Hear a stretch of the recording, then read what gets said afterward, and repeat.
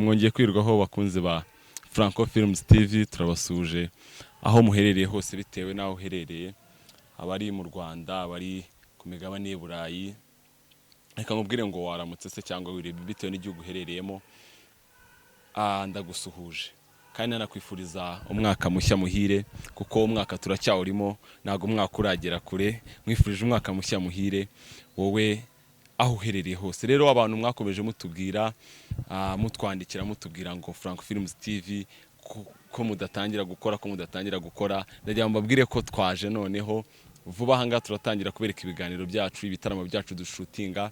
Ikintu nkusaba kora subscribe, like na share, usharinge ibitaramo biriho kuri channel ubihereza abantu bose, ukore comment twandikira hasi muri comment utubwire icyifuzo cyawe cyangwa inyunganizi cyangwa se wifuza gushyigikira uyu murimo. Hari nomero ziri hasi watwandikira cyangwa ukabikora. Murakoze, Imana ibaho umugisha.